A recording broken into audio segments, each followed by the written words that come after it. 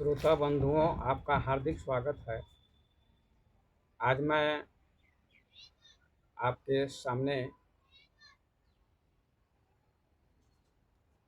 ओशो के संबंध में बताना चाहता हूँ। ओशो को लगभग भारत तथा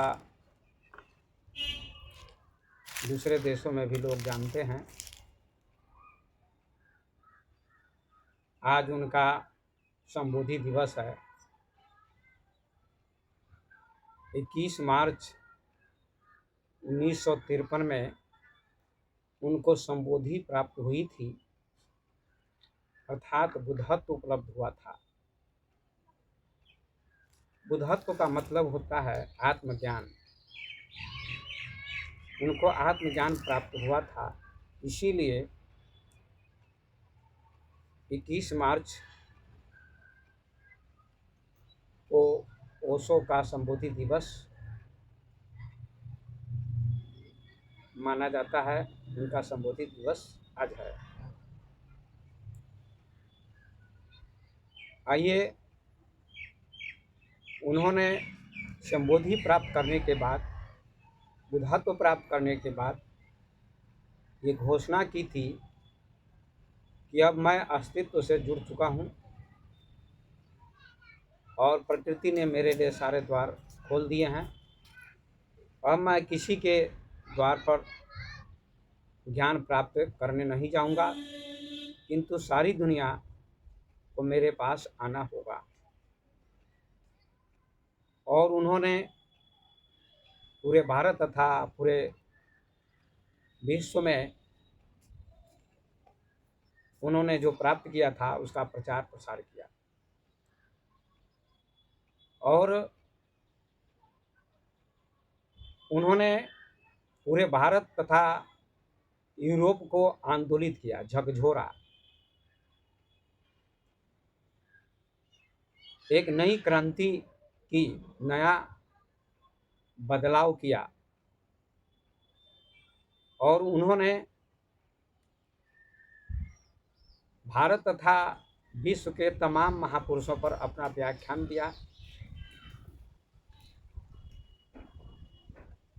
बुद्ध पर, महावीर पर, कबीर पर, नानक पर, अष्टावक्र पर, शंकराचार्य पर, दादू पर, सहजो पर, मीरा पर, पलटू पर, गोरख पर तथा भारत के बाहर भी जो विद्वान ज्ञानी हुए, बुद्ध पुरुष हुए, उनके ऊपर भी उन्होंने अपना विचार दिया। जैसे चीन के लाओ त्से, कन्फ्यूशियस, त्सांगत्सु, यूनान के सुकरात, प्लेटो, अरस्तु, पश्चिम के और भी दार्शनिकों के ऊपर उन्होंने अपना व्याख्यान दिया। हीगल, कांट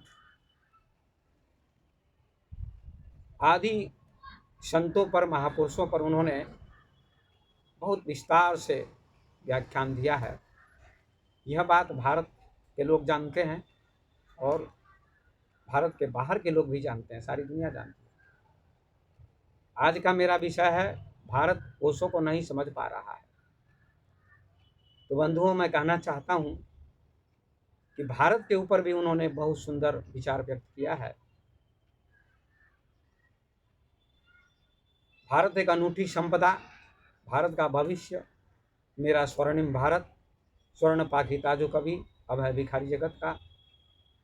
इन पुस्तकों के माध्यम से, इन व्याख्यानों के माध्यम से उन्होंने भारत के भविष्य को बहुत नज़दीक से देखा। भारत का भविष्य कैसे होने वाला है। तो बहुत सारे तमाम विषयों पर उन्होंने अपने विचार व्यक्त किए हैं। लेकिन आज मैं ये कहना चाहता हूँ कि भारत ओशो को नहीं समझ पा रहा है। क्यों? यद्यपि लाखों लोग उनको पढ़ रहे हैं, पहले की अपेक्षा लाखों लोग उनको फॉलो कर रहे हैं और उनको ज़्यादा लोग जानने लगे हैं। उनके साहित्य को, उनके वीडियो को लाखों लोग भारत में तथा भारत के बाहर के लोग भी सुनते हैं, समझते हैं। फिर भी मैं आज कहना चाहता हूं कि भारत ओशो को नहीं समझ पा रहा है। क्यों? इतने सारे विषयों पर उन्होंने गहन विचार अपना दिया, नया विचार दिया। भगवान कृष्ण के ऊपर भी उन्होंने बहुत सुंदर सुंदर व्याख्यान दिए हैं, जो और विद्वानों ने ऐसे व्याख्यान नहीं दिए। उन्होंने गंभीरता को छोड़कर एक नए अंदाज में, एक हास्य के अंदाज में, एक काव्य के अंदाज में महापुरुषों को उजागर करने का प्रयास किया। लेकिन फिर भी बहुत सारे लोग आज भी हैं भारत में जो उनकी आलोचना करते हैं, उनको समझ नहीं पाते हैं। भारत ओशो को नहीं समझ पा रहा है, इसका मतलब भारत के लोग ओशो को नहीं समझ पा रहे हैं। क्यों? अष्टावक्र गीता पर इतनी गहन व्याख्या की है। वैसे तो और भी विद्वानों ने अष्टावक्र गीता के ऊपर गहन व्याख्या की है, लेकिन इतनी सुंदर गहन व्याख्या, नई व्याख्या, वैज्ञानिक व्याख्या शायद मेरी समझ से किसी ने भी नहीं की है आज तक। और गीता हमारे भारत का सर्वोत्तम ग्रंथ माना जाता है।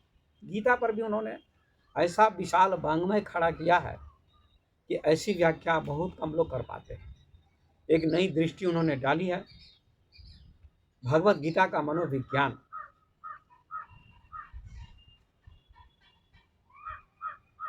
तो भगवत गीता पर भी उन्होंने नई दृष्टि डाली है, नया दृष्टिकोण उनका है, और पढ़ने जैसा है उनका व्याख्यान।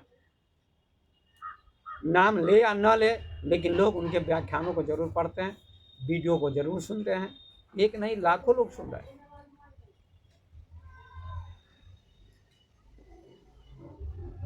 और ऐसी बातों का उन्होंने उल्लेख किया है कि लोग आकर्षित हुए बिना नहीं रह पाते हैं।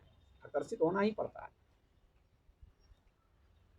किंतु फिर भी जैसे स्वामी विवेकानंद, शंकराचार्य, कबीर, पतंजलि का नाम लोग आराम से लेते हैं, जैसे प्रधानमंत्री और भी बड़े बड़े नेता, धार्मिक गुरु, जब स्वामी विवेकानंद की जयंती आती है तो आराम से खुलकर बोलते हैं उनके बारे में। किसी को हिचकिचाहट नहीं होती है, न प्रधानमंत्री को, न राष्ट्रपति को, न और नेताओं को, और न धार्मिक गुरुओं को। उनके बारे में खुलकर बोलते हैं कि भारत के गौरव थे स्वामी विवेकानंद, जिन्होंने भारत को गौरवान्वित किया अमेरिका में जाकर विश्व धर्म सम्मेलन में। किंतु ओशो का नाम न प्रधानमंत्री ले पाते हैं आदरपूर्वक, कभी भी नहीं लेते, और न और राजनेता लोग लेते हैं, न धार्मिक लोग लेते हैं। क्यों ऐसा करते हैं? क्यों ओशो के नाम से लोग हिचकिचाते हैं, ओशो का नाम लेने में संकोच करते हैं?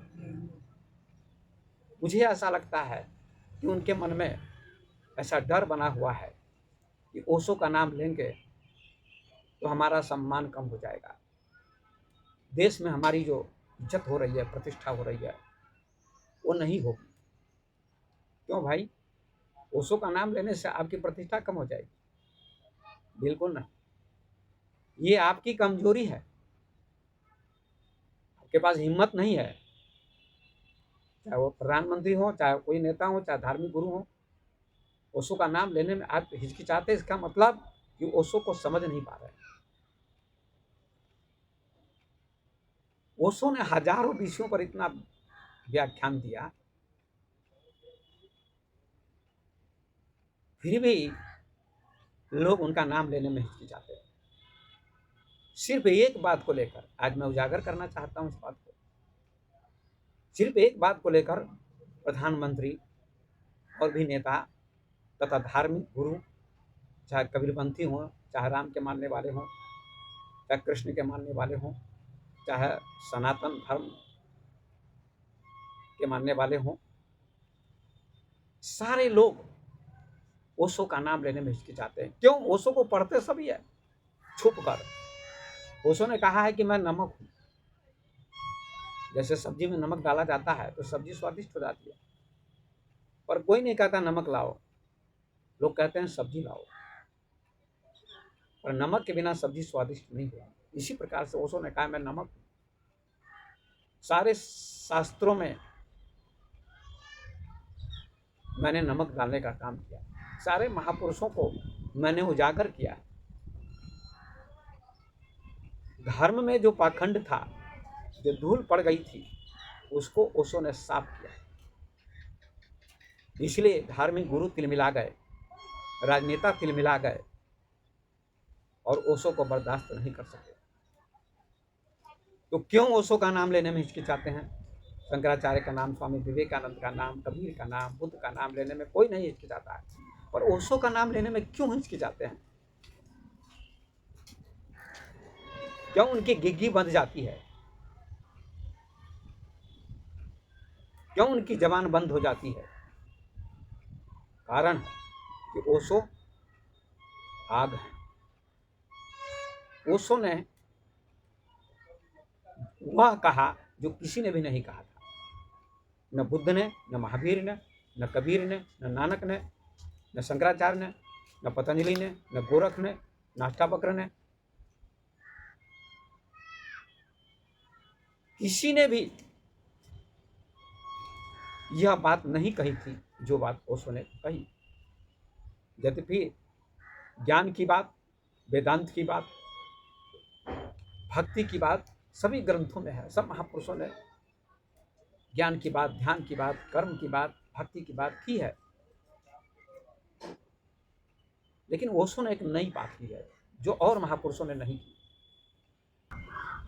इन सभी विचारकों के अपेक्षा, सभी महापुरुषों के अपेक्षा एक अद्भुत और नई बात की, नई बात कही। वो बात है संभोग। उनकी एक प्रसिद्ध पुस्तक है संभोग से समाधि की ओर, जो उनका बंबई में दिया गया व्याख्यान है और उसी के नाम से पुस्तक बनी है। उसी व्याख्यान के नाम से पुस्तक बनी है, संभोग से समाधि की ओर। तो ओशो ने सब महापुरुषों से हटकर, सभी विद्वानों ज्ञानियों से हटकर एक नई बात की। ये बात कोई भी नहीं करता है, किसी भी महापुरुष ने ये बात नहीं की संभोग से समाधि की ओर। सारे महापुरुषों ने, चाहे बुद्ध हो, चाहे महावीर हो, चाहे विवेकानंद, चाहे शंकराचार्य, चाहे कबीर, चाहे नानक, चाहे पतंजलि, चाहे गोरख, चाहे दादू दरिया, समस्त महापुरुषों ने केंद्र की बात की, शिखर की बात की, आत्मा की बात की, चेतना की बात की, पर संभोग की बात किसी ने भी नहीं की, नींव की बात किसी ने भी नहीं की। और यह बात ओशो ने कहने का साहस किया। ओशो कहते हैं कि संभोग को जाने बिना कोई समाधि में प्रवेश नहीं कर सकता। और बहुत जीवंत बात उन्होंने की जो किसी ने भी नहीं की। इस पर किसी ने भी प्रकाश नहीं डाला। सभी को मान सम्मान का भाव था कि मैं ये बात कहूंगा तो समाज का मान सम्मान नहीं मिलेगा, देश में मान सम्मान नहीं मिलेगा। लेकिन ओशो ने मान सम्मान को एक तरफ अलग हटाकर रख दिया और सत्य को उजागर करने का प्रयास किया। जीवन भी एक मकान की तरह, जैसे मकान में नींव होती है और शिखर होता है, छत होती है। आप ही बताइए कि नींव के बिना क्या छत हो सकती है? नहीं। नींव दिखाई नहीं पड़ती है और छत दिखाई पड़ती है सभी को। ऐसे ही आत्मा परमात्मा की बात तो सभी करते हैं। भक्ति करो, परमात्मा को जानो, मुक्ति प्राप्त करो, समाधि प्राप्त करो, ये बात सभी करते हैं। और संभोग से के नाम से डरते हैं। लगता है पता नहीं संभोग की बात करेंगे तो भारत की संस्कृति नष्ट हो जाएगी, भारत की सभ्यता नष्ट हो जाएगी। लेकिन ओशो ने कहा पहले संभोग को समझना होगा। संभोग हमारे जीवन रूपी मकान की नींव है और समाधि छत है, शिखर है, केंद्र है। लेकिन लोगों ने, सारे महापुरुषों ने इस बात पर पर्दा डालने का काम किया। लेकिन ओशो ने खुलकर इस पर अपना विचार दिया। इसलिए इस व्याख्यान से सारा भारत बौखला गया। सारे साधु संत, सारे राजनेता बौखला गए। सबने ओशो की आलोचना शुरू कर दी। ये क्या?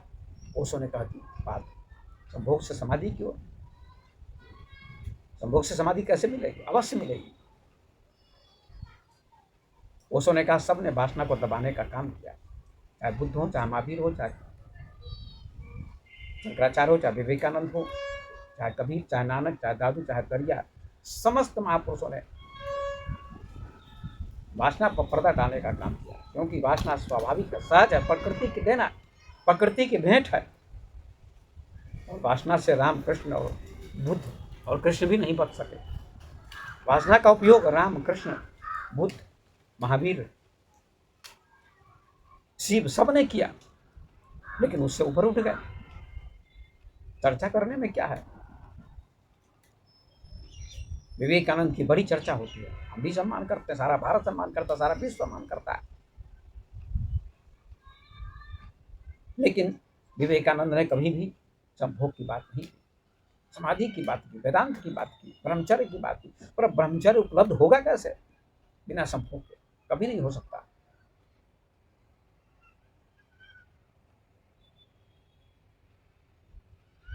कभी भी नहीं हो सकता।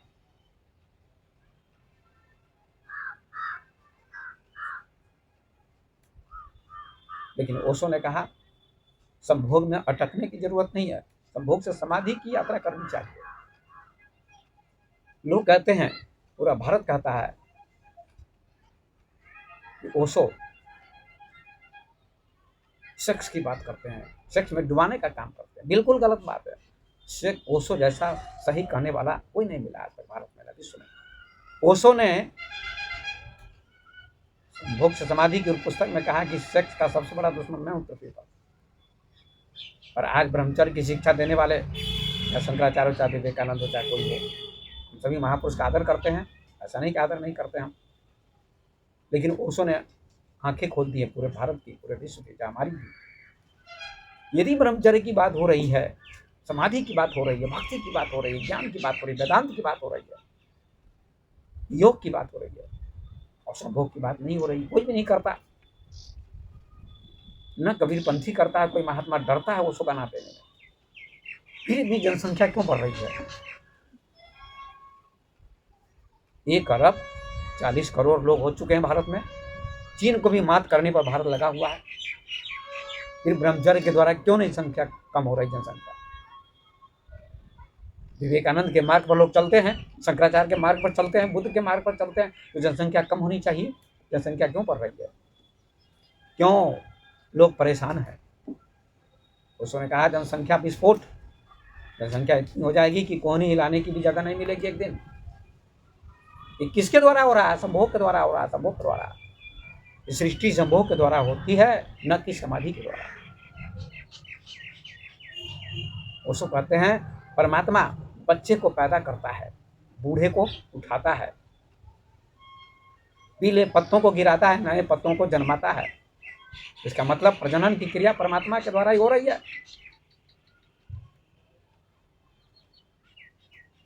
परमात्मा ने कहा मैं ये को बहुत हो जाऊं, उपनिषद में लिखा है, ये को हम बहुत शाम पर आए, और तुम्हारे महात्मा वासना का खंडन कर रहे हैं। क्यों जनसंख्या बढ़ रही है? क्यों परेशान हैं सारे लोग? क्यों परेशान है नेता, प्रधानमंत्री, सारे लोग जनसंख्या को लेकर? ओशो ने कहा संभोग में भी होश पूर्वक जाओ। ओशो की प्रक्रिया को समझिए, ओशो की गहराई को समझिए। इतना फैक्ट आज तक किसी ने भी नहीं कहा है। आज जो भी 2-4 लोग कहते हैं इसके बारे में, वो ओशो को पढ़कर ही कहते हैं। इतना फैक्ट कहने वाला, इतना सही कहने वाला, इतना साहसी न भारत में हुआ कोई, न पूरी पृथ्वी पर हुआ कोई। न उनको डर था प्रधानमंत्री का, न उनको डर था राष्ट्रपति का, न उनको डर था अमेरिका का, न भारत का।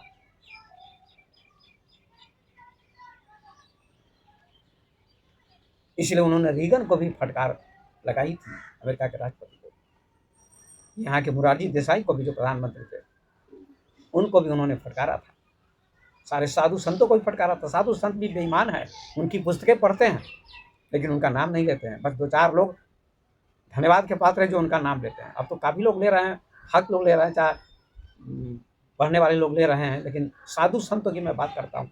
साधु संत सबसे बड़े कायर हैं भारत के, जो उनका नाम नहीं लेना चाहते हैं। बेईमान है भारत के साधु संत, कायर हैं, डरपोक है। ओशो की पुस्तकों को पढ़ते, वीडियो को सुनते हैं, पर नाम नहीं लेते। पर 2-4 लोग हैं जो उनका नाम लेते हैं, जैसे मुरारी बाबू, रामचरितमानस के कथावाचक ओशो का नाम बड़े आदर के साथ लेते हैं, धन्यवाद के पात्र हैं। डॉक्टर विकास दिव्य कीर्ति और जैन धर्म के बहुत बड़े महात्मा जो अब नहीं रहे, तरुण सागर, जिन्होंने भूरी भूरी ओशो की प्रशंसा की कि भारत को एक हीरा मिला। एक हीरा तो विदेश चला गया और भारत को दूसरा हीरा मिला, ओशो, जिन्होंने नाचता हुआ, गाता हुआ, हंसता हुआ धर्म दिया भारत को, विश्व को। कि प्रकृति नाच रही है, हंस रही है, तुम्हारे लोग, तुम्हारे साधु संत क्यों गंभीर है, क्यों उदास है? धर्म नाचना सिखाता है, गाना सिखाता है, उत्सव सिखाता है। ओशो ने यही दिया। और ओशो से पहले जितने भी साधु संत ऋषि हुए, सब ने उदासी सिखाई है, गंभीरता सिखाई है। किसी ने भी उत्सव नहीं सिखाया। आज कथा में लोग नाचते हैं, ये किसकी देन है? ओशो की देन। कृष्ण के बाद ओशो ने ही भारत को उत्सव का संदेश दिया है। नाचो गाओ, उत्सव मनाओ।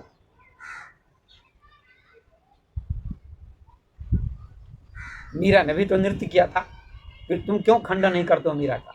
मीरा का खंडन करने की जरूरत नहीं है। मीरा ने सत्य को पाया, कृष्ण को पाया, नृत्य करते हैं। जो बुद्धत्व बुद्ध को हुआ, मिला, वही बुद्धत्व मीरा को भी मिला, नृत्य करते।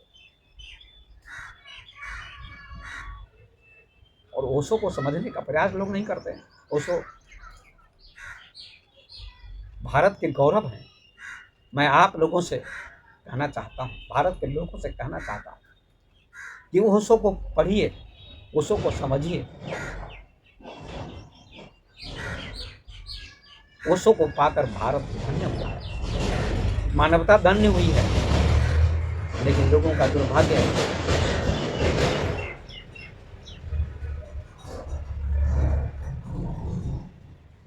लोग आलोचना करते हैं, निंदा करते हैं, पढ़ते नहीं हैं, समझते नहीं हैं,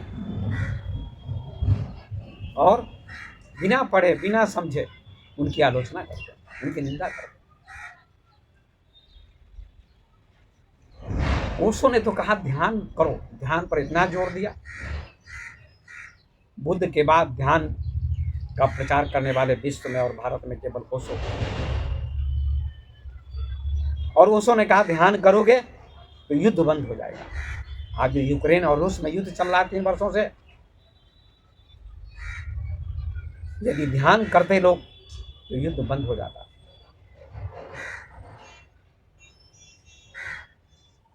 बुद्ध ने कहा ध्यान करो, तो अजात शत्रु जो बहुत बड़ा खूंखार राजा था, वह भी बुद्ध का अनुयायी बन गया, शांत हो गया। बिंबिसार, प्रसन्नजित, कई राजा उनकी शरण में आए और सभी बुद्ध के अनुयायी हो गए ध्यान करने से। बुद्धम शरणम गच्छामि कहने लगे, संघम शरणम गच्छामि, धम्मम शरणम गच्छामि। ओशो यही कहना चाहते हैं, ध्यान करो,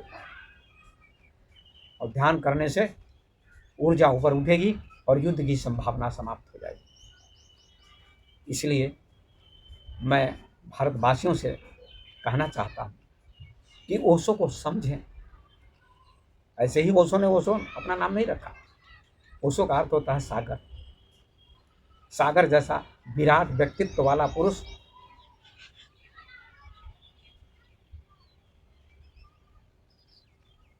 सारे भारत के कथावाचक कृष्ण के बारे में जो व्याख्या करते हैं, रासलीला की, गोपी चिरण की, सब गलत व्याख्या करते हैं। ओशो ने सही व्याख्या की है। पुस्तक का नाम सुन लीजिए, याद कर लीजिए आप लोग, साक्षी कृष्ण और रासलीला। रासलीला जो हुई उसका क्या अर्थ किया है ओशो ने, उसको आप लोग समझिए, पढ़िए। जो अर्थ ओशो ने किया आज तक वो किसी ने भी नहीं किया। सारे कथावाचक झूठ बोलते हैं, लोगों को बेवकूफ बनाते हैं, लेकिन लोग उन्हीं को सुनते हैं। तो मैं आप लोगों से कहना चाहता हूँ कि आज ओशो का संबोधि दिवस है। 21 मार्च 1953 को ओशो को संबोधि घटित हुई थी, आत्मज्ञान मिला था, आत्मज्ञान हुआ था और इसके बाद उन्होंने पूरे भारत को तथा पूरे विश्व को एक नया दृष्टिकोण दिया। सारे महापुरुषों पर उन्होंने अपना नया व्याख्यान दिया, नई दृष्टि दी और कहा जिस चीज़ से लोग उलझे हुए हैं उसको समझो। आत्मा परमात्मा की बात तो करनी है, लेकिन उसके पहले तुम संभोग को समझो, वासना को समझो। इसीलिए उन्होंने बम्बई के क्रास मैदान में ये व्याख्यान माला तैयार की थी और इस पर व्याख्यान दिया था 5 दिनों तक, संभोग से समाधि। इसको समझिए, दुनिया में सबसे सुंदर इस पुस्तक को लेकर के लोग, ये सबसे सुंदर पुस्तकें तो सभी उनकी सुंदर है, वाणी सभी सुंदर है। पतंजलि के ऊपर बोले इतना सुंदर व्याख्यान दिया, बुद्ध के ऊपर दिया, कबीर के ऊपर दिया, समस्त महापुरुषों के ऊपर व्याख्यान दिया है। लेकिन ये उनके कहने का तात्पर्य था, आशय था, कहने का मतलब उनका था कि संभोग को समझो। तुम अटके हुए हो संभोग में, वासना में, और बात करते हो परमात्मा की, बात करते हो समाधि की, बात करते हो ब्रह्मचर्य की। उन्होंने कहा जितने भी ब्रह्मचारी हैं वो सभी पाखंडी हैं और जितने भी साधु हैं सभी नग्न स्त्रियों का स्वप्न देखते हैं। लेकिन कोई गृहस्थ नग्न स्त्रियों का स्वप्न नहीं देखता है, क्योंकि स्त्रियों को भोगता है। यदि गृहस्थ पत्नी वाले व्यक्ति ध्यानपूर्वक संभोग में जाए, होशपूर्वक संभोग में जाए, तो समाधि को उपलब्ध हो जाएगा। और मैं अपनी वाणी को विराम देना चाहता हूँ।